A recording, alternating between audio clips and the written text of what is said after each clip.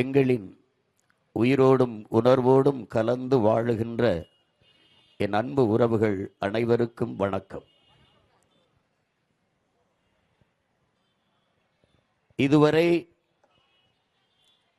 இந்த மண்ணில் நிலவிய அரசியலை முற்றுமுழுதாக அகற்றி ஒரு தூய அரசியலை கட்டி எழுப்பி ஒரு நல்ல ஆட்சியை மலரச் செய்ய வேண்டும் என்ற பெரும் கனவோடு உங்கள் பிள்ளைகள் இந்த களத்திலே நிற்கிறோம். எங்கள் பயணம் மிக நீண்ட தூரம் கொண்டது.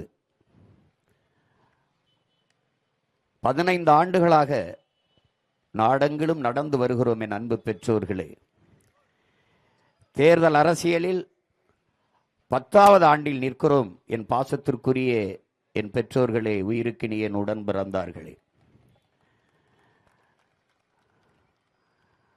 உலகெங்கிலும் மாறுதல் என்பது இப்படித்தான் நிகழ்ந்திருக்கிறது.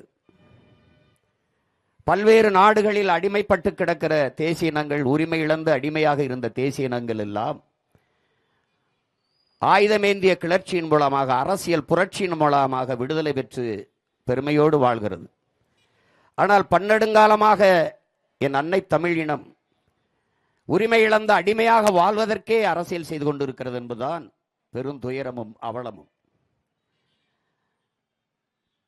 வரலாற்றில் ஒரு பெருமைப்பட வாழ்ந்த ஒரு மூத்த இனம் இன்று சிறுமைப்பட்டு வீழ்ந்து கிடக்கிறது. தன்மானத்திற்கான இயக்கம் கண்ட ஒரு இனம் அவமான சின்னமாக இன்று அலைகிறது. சுயமரியாதைக்கு கட்சி கண்ட இனம் அவமரியாதையின் அடையாளமாக இன்று அலைகிறது. உலகிற்கே சோறு போட்ட இனம், அறிவியல், நாகரிகம், வேளாண்மை, தொழில்நுட்பம், கலை, பண்பாடு எல்லாவற்றையும் கற்றுக் கொடுத்த இனம் இன்று 1/2 கிலோ அரிசிக்கும், வேட்டிக்கும், சேலைக்கும், 5க்கும் 10க்கும் அல்லாடி கொண்டிருப்பதை பார்க்கிற போது ஒரு தன்மானமிக்க தமிழ் மக்கள் எப்படி இதை சகித்துக் கொள்கிறார்கள்? ஒரு அறிவு சமூகம் இதை எப்படி மறந்து கடந்து போகிறது என்று நினைக்கிற போது மிகுந்த துயரமாக இருக்கிறது. ஒருவன் அடிமையாக இருக்கிறான் என்பதை உணர்த்திவிடு, பிறகு அவனே கிளர்ச்சி செய்வான் என்கிறார் புரட்சியாளர் அண்ணல் அம்பேத்கர். நீண்ட காலமாக நாங்கள் அதைத்தான் உணர்த்தி கொண்டு வருகிறோம். என் அன்பு சொந்தங்களிடத்திலே நாம் அடிமைகள். அன்னை தாய் நிலத்திலே நமக்கென்று ஒரு அரசியல் இல்லை, நமக்கென்று ஒரு அதிகாரம் இல்லை, எந்த உரிமையும் நம்மிடத்தில் இல்லை. இந்த அதிகாரம் நமக்கானது இல்லை. அறிவை வளர்க்கும் ஆசிரிய பெருமக்கள், படிப்பிக்கிற ஆசிரியர் பெருமக்கள் பாதையில் நின்று போராடுகிறார்கள். பகுதி நேர ஆசிரியர்கள் பணி நிரந்தரம் கேட்கிறார்கள். சம வேளை, எங்களுக்கு சம ஊதியம் கொடுங்கள் என்று ஆசிரியர்கள் போராடுகிறார்கள். 12,000ற்கு மேற்பட்ட ஆசிரியர் பெருமக்கள் தேர்வு எழுதி தேர்ச்சி பெற்று பணி நியமனத்திற்காக வீதியில் நின்று போராடுகிறார்கள். கைக்குழந்தையோடு கர்ப்பிணி பெண்கள், எத்தனை பேர், எத்தனை போராட்டங்கள். வேளாண் குடிமக்கள் உழுத விளைச்சு வேர்வை சிந்தி விளைய வைத்த நெல்லை கொள்முதல் செய்து சேமிப்பு கிடங்களை பாதுகாக்கவில்லை, வீதியில் போட்டு முளைக்க விட்டுவிட்டீர்கள் என்று வேர்வை சிந்தி விளைய வைத்தவன் கண்ணீர் சிந்தி கதறி கொண்டிருக்கிறான். போக்குவரத்து தொழிலாளர்கள் போராடி கொண்டிருக்கிறார்கள். மீனவர்கள் போராடுகிறார்கள். மாணவர்கள் போராடுகிறார்கள். உயிரை காக்கும் மருத்துவ பெருமக்கள் ஊதிய உயிர் கேட்டு போராடி கொண்டிருக்கிறார்கள். செவிலிய பெண்கள், செவிலியர்கள் வீதியில் நின்று போராடுகிறார்கள். துப்புரவு பணியாளர்கள் வீதியில் நின்று போராடுகிறார்கள். எல்லாரும், மகளிர் சுய உதவிக்குழுவை சேர்ந்தவர்கள் வீதியில் நின்று போராடுகிறார்கள். எல்லா போராட்டங்களிலும் உங்கள் பிள்ளைகள் நாங்கள் பங்கேற்று இருக்கிறோம். இத்தனை போராட்டங்களை நமக்கு தந்தவர்கள் நாங்கள் நல்லாட்சி கொடுத்து கொண்டிருக்கிறோம் என்று சொல்கிறார்கள்.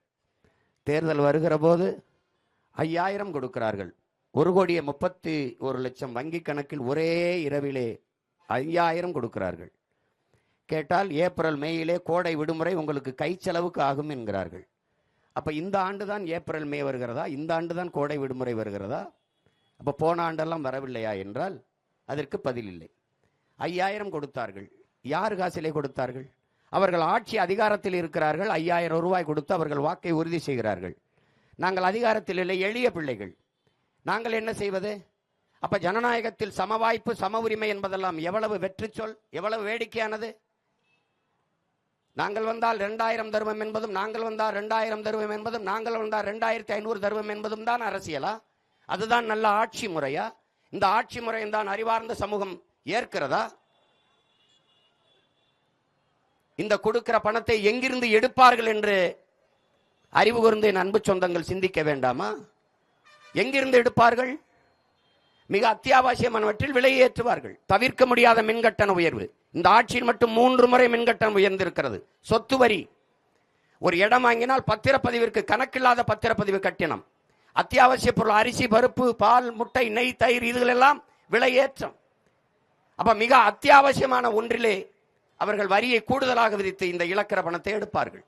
10.5 லட்சம் கோடி கடனை தொட்டு விட்டது. என் அன்பு சொந்தங்களே, அறிவார்ந்த பெருமக்களே, 10.5 லட்சம் கோடி கடன், 1 லட்சம் கோடி வட்டி. அந்நாட்டின் நிதிநிலை அறிக்கையை பட்ஜெட்டே 3 லட்சம் கோடி தான். அப்ப 1 லட்சம் கோடி வட்டி, 10.5 லட்சம் கோடி கடன். 10.5 லட்சம் கோடி கடனை பெற்று இந்த நாட்டில் நிறைவேற்றப்பட்ட ஒரே ஒரு நலத்திட்டத்தை சொல்ல முடியுமா அவர்களால்? அறிவை வளர்க்கும் கல்வி. ஒரு நாட்டின் வளத்திலே ஆகப்பெரிய வளம் அறிவு வளம். அந்த அறிவை ஏழை, பணக்காரன், உயர்ந்தவன், தாழ்ந்தவன் என்று பாகுபாடின்றி சரியாக, சமமாக, தரமாக கொடுத்து விட்டோம். அப்படி சொல்ல முடியுமா? தனியார் பள்ளி கல்லூரிகளின் தரம் என்ன? தனியார் முதலாளிகள் நடத்துகிற பள்ளி கல்லூரிகளின் தரம் என்ன? அப்ப தனியார் முதலாளிகள் நடத்துகிற பள்ளி கல்லூரி தரமாக இருக்கிறது, அரசு பள்ளி கல்லூரி தரமற்று கிடக்கிறது என்றால் தரமற்றவர்கள் கையிலே அதிகாரம் இருக்கிறது என்பதானே பொருள். எதற்காக அப்ப 10 லட்சம் கோடி கடன்? தடையற்ற மின்சாரம் தர முடிகிறதா? மின் உற்பத்தியில் தன்னிறைவை பெற்றிருக்கிறதா இந்த நாடு? வேற மாநிலங்களிலிருந்து தனியார் முதலாளிகள் வந்து மின்சாரத்தை பெற்று இது வித்துக் கொண்டிருக்கிறது, நாட்டு குடிகளுக்கு கொடுக்கிறது. அதுவும் தடையற்ற மின்சாரம் தர முடியவில்லை. இத்தனை ஆண்டுகளால் மின்சாரத்தின் தேவை எவ்வளவு அவசியமானது என்பதை அறியாத நாடா இது? ஆட்சியாளர்களா இவர்கள்? மின்சாரம் இல்லாத எந்த இயக்கமும் இல்லை. அந்த மின்சாரத்தில் உற்பத்தியில் தன்னிறைவடைய தடையற்ற மின்சாரம் தன் நாட்டு குடிகளுக்கு கொடுக்க திட்டம் இருக்கிறதா? நிறைவேற்றி இருக்கிறதா? இல்லை. பிறகு 1.5 லட்சம் கோடி மின்துறையில இழப்பு எப்படி வந்தது? எப்படி வந்தது? அரசு போக்குவரத்து துறையிலே 1 லட்சம் கோடி இழப்பு எப்படி? தனியார் முதலாளிகள் நடத்துகிற பேருந்தில் எல்லாம் லாபம் வருகிறது, பல புதிய வழித்தடங்களுக்கு விண்ணப்பிக்கிறார்கள். அரசு போக்குவரத்தில் இழப்பு எப்படி வந்தது? யாரு கேட்டது இலவச பேருந்து? ஆண்களுக்கு இலவசம், பெண்களுக்கு இலவசம், யார் வேணாலும் ஏறலாம், யார் வேணாலும் இறங்கலாம், திருட்டு பயிலும் ஏறி தாலி எடுத்துக்கொண்டு இறங்கலாம், யார் வேணாலும் வரலாம், போகலாம். யாரு கேட்டது இலவச பேருந்து? தரமான பேருந்து, பயணிக்க சரியான பாதை, தரமான போக்குவரத்து கேட்டோம். எங்கே கொடுத்தார்கள்? எங்கே இருக்கிறது? உயிரை காக்கும் மருத்துவத்தில் தரம் உண்டா? முதலமைச்சருக்கு முடியவில்லை என்றால் அப்போலோ, அமைச்சருக்கு முடியவில்லை என்றால் காவேரி, மற்றொரு அமைச்சருக்கு முடியவில்லை என்றால் எம்ஜி ராமச்சந்திரா மருத்துவமனைக்கு போவார்கள். அப்ப அரசு மருத்துவமனை ஏன் தரமில்லை? தரமில்லை. அப்ப தரமற்ற மருத்துவமனையை எதுக்காக நடத்துகிறார்கள்? அதற்கு எத்தனை ஆயிரம் கோடி நிதியை ஒதுக்குகிறீர்கள்? அப்ப அந்த நிதி எங்கே போகிறது? ஒரு தனியார் முதலாளி கொடுக்கிற மருத்துவ தரத்தை ஒரு அரசு 8 கோடி மக்களால் நிறுவப்பட்ட அரசு கொடுக்க முடியவில்லை என்றால் அரசு தோற்று போகிறது. கையாளாத அரசு, தோல்வியுற்ற அரசு. அந்த அரசைத்தான் நீங்கள் தொடர்ச்சியாக தேர்ந்தெடுத்துக் கொண்டிருக்கிறீர்கள் என் உடன் பிறந்தவர்களே. எப்படிப்பட்ட கொடுமை பாருங்கள். இப்ப இவ்வளவு ஒவ்வொன்றையும் பாருங்க. எதையாவது ஒரு நலத்திட்டத்தை நிறைவேற்றி இருக்கிறதா? பிறகு எப்படி இந்த 10.5 லட்சம் கோடி கடன் வந்தது? இந்த 5000 ரூபாய் வங்கி கணக்கிலே போட்டதில் மட்டும் 6800 கோடி இழக்கிறார்கள்.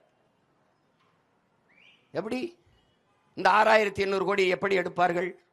இந்த தேர்தல் வருது, கொடுத்து விட்டீர்கள். அடுத்த முறை அடுத்த தேர்தலுக்கு கொடுப்பீர்களா?